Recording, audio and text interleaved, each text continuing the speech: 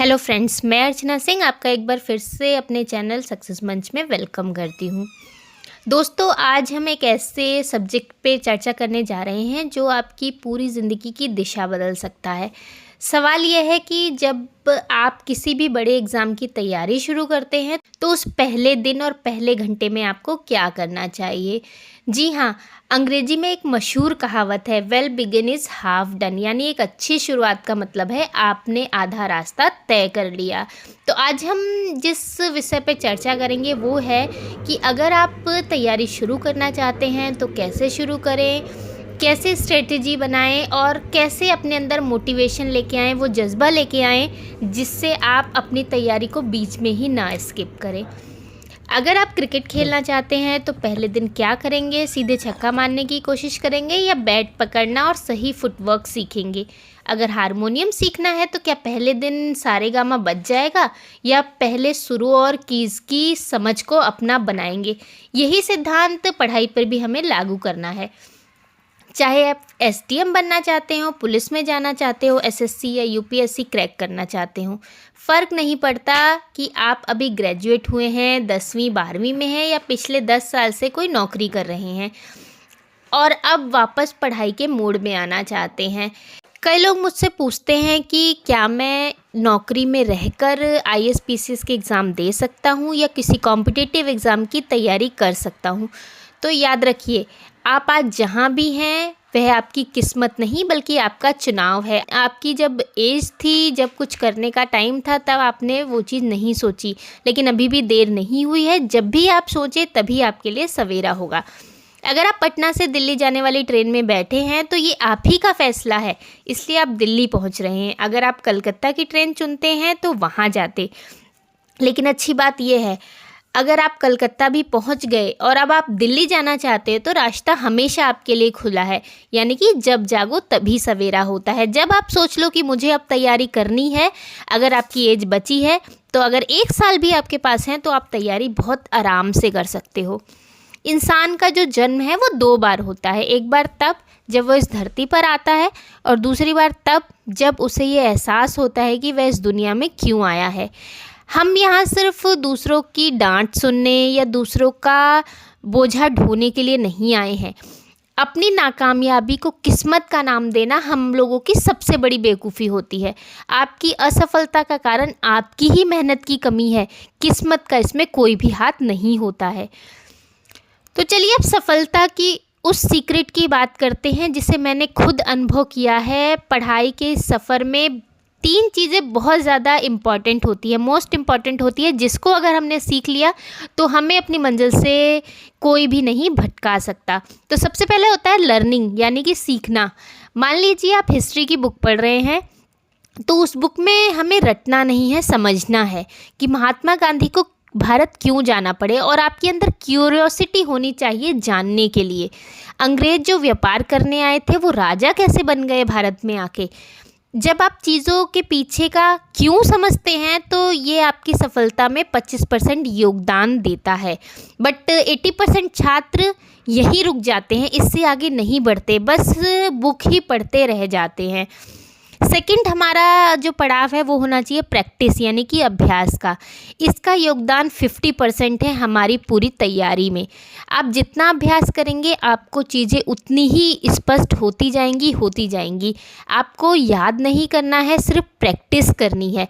मतलब कि आपने जो चीज़ एक बार पढ़ ली उसको बार बार प्रैक्टिस करते रहिए। थर्ड हमारा पड़ाव इसमें आएगा रिवीजन का, यानी कि पुनरावृत्ति। अक्सर लोग रिपीटेशन और रिवीजन में कंफ्यूज हो जाते हैं। रिपीटेशन अलग चीज़ होता है, रिवीजन अलग चीज़ होता है।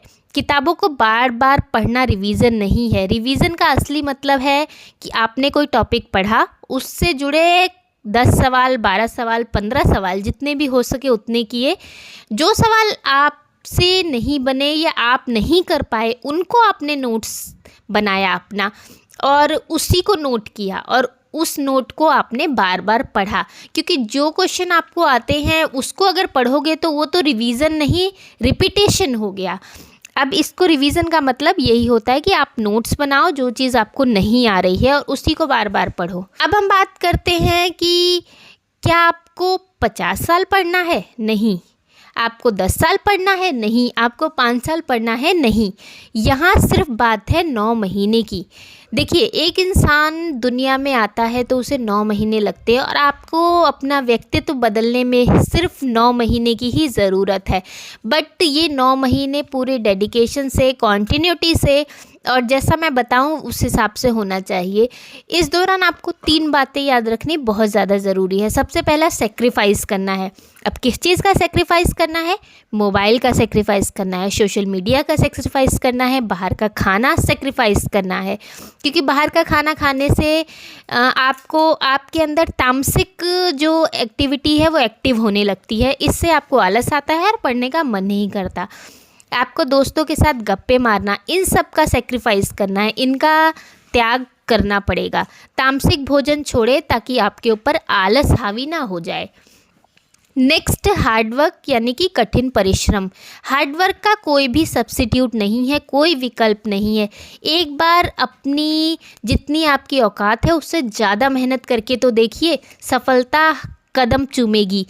अगर कई बार कहा जाता है कि मैंने पंडित को अपनी कुंडली दिखाई और उसमें मेरे को सरकारी नौकरी का कोई योग नहीं दिख रहा, बट आपकी मेहनत के आगे आपकी कुंडली भी हार मान जाती है। अगर आपका कोई योग नहीं है फिर भी आप मेहनत करिए, जितनी आपकी कैपेसिटी है उससे ज़्यादा मेहनत करिए, तो देखिए रिज़ल्ट आपके सामने। लेकिन इन सबसे बढ़कर एक होता है कंसिस्टेंसी, यानी कि निरंतरता। 10 दिन तो कोई भी जोश में पढ़ लेता है, बट असली विनर वही होता है जो 11वें दिन के डिप्रेशन और नेगेटिविटी जो आ रही है आपके अंदर, नेगेटिव दोस्तों की बातों को भी साइड करके 9 महीने तक लगातार टिका रहे। वही होता है असली विनर, असली विजेता। अब बात करते हैं कि आपको क्या पढ़ना है।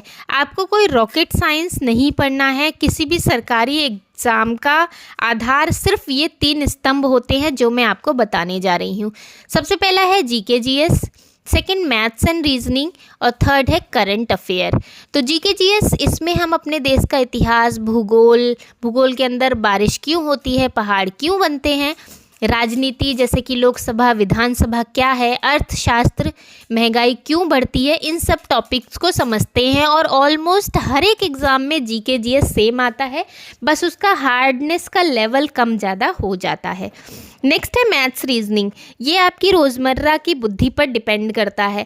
दुकान पर 20% डिस्काउंट कैसे निकालना है, घड़ी में समय या दिशा का ज्ञान, ये बहुत ही बेसिक नॉलेज है। अगर आप बहुत थोड़ा भी टाइम इसमें देते हैं तो आराम से कर सकते हैं इसे। नेक्स्ट है करंट अफेयर। करंट अफेयर की हमारी जो दुनिया है, चाहे भारत हो चाहे इंटरनेशनल, दुनिया में क्या घट रहा है, बस आपको उससे अपडेट रहना है।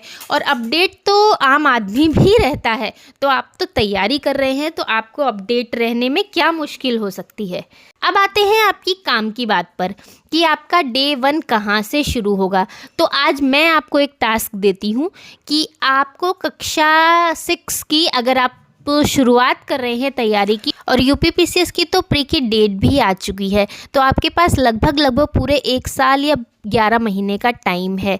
तो आप बहुत अच्छे से तैयारी कीजिए। इस पे भी मैं एक वीडियो लेकर आऊँगी कि पहले मेंस करें या पहले प्री करें और कैसे करें, क्या स्ट्रेटेजी होनी चाहिए, तो वो मेरे चैनल पे आप बने रहें तो देख सकते हैं। इसके अलावा मेंस की जो वीडियोस हैं वो मेरे चैनल पे बहुत सारी पड़ी हैं। हाँ, वो थोड़ी पुरानी ज़रूर है, बट आपके सिलेबस से मैच करती है, और नई वीडियोस तो मैं जल्द ही लाने भी वाली हूँ। तो चैनल को लाइक शेयर सब्सक्राइब करना बिल्कुल ना भूलें। तो मैं आपको बता रही थी कि डे 1 आपको कहाँ से शुरू करना है। तो आपको क्लास 6 की ज्योग्राफी की एनसीईआरटी उठानी है, पृथ्वी हमारा आवास। इस पे मैं जल्दी ही नई सीरीज़ भी लेकर आ रही हूँ, short notes of NCERT geography of class 6 to 12th। ये जो क्लास 6 की एनसीईआरटी की बुक है 11-12 साल के बच्चों के लिए है। आप इसे बहुत आसानी से समझ सकते हैं। तो पहले दिन जो बिगनर्स हैं, तैयारी कर रहे हैं, वो यहाँ से शुरू कर सकते हैं और अपने अकॉर्डिंग अपना टाइम टेबल भी सेट कर सकते हैं। इसके पहले 3 चैप्टर पढ़ें जो हमारी एनसीईआरटी की बुक है। चैप्टर के अंत में दिए गए जो क्वेश्चंस हैं उनको सॉल्व करें, क्योंकि हमें अपना पहले बेस मजबूत करना है। तो आंसर राइटिंग शुरू से पहले दिन से करेंगे तो आप दूसरों से आगे निकल जाएंगे। अब जो भी आपने क्वेश्चन सॉल्व किए हैं उनकी फ़ोटो खींचिए और मेरे टेलीग्राम ग्रुप, जिसका डिस्क्रिप्शन में मैंने लिंक दे रखा है, उस पर मुझे भेज दें। मैं उसे चेक कर दूंगी। तो दोस्तों, कई लोग सिर्फ बड़े सपने देखते हैं लेकिन मेहनत एक भिखारी की तरह करते हैं। दिन भर रील स्क्रॉल करते हैं। अगर आप वास्तव में अपने माता पिता के जीवन को बदलना चाहते हैं तो आज एक नया प्रण लीजिए। 800 करोड़ की इस आबादी में सिर्फ भीड़ का हिस्सा मत बनिए। अपनी भूमिका इस कदर निभाइए कि आपके जाने के बाद भी दुनिया आपके नाम की तालियां बजाती रहे, आपको याद करती रहे। तो कमेंट में मुझे बताइए कि कौन कौन रेडी है अपनी नई जर्नी की शुरुआत करने के लिए। अगर आप बहुत दिनों से तैयारी भी कर रहे हैं और आपको अभी तक कोई सिलेक्शन का मौका नहीं मिला है, कोई आपको चांस नहीं मिला है, तो फिर आप आज से तैयारी दोबारा शुरू करिए मेरे साथ। तो कमेंट में मुझे बताइए कि कौन कौन दोबारा तैयारी शुरू कर रहा है मेरे साथ। तो थैंक्स फॉर वॉचिंग सक्सेस मंच।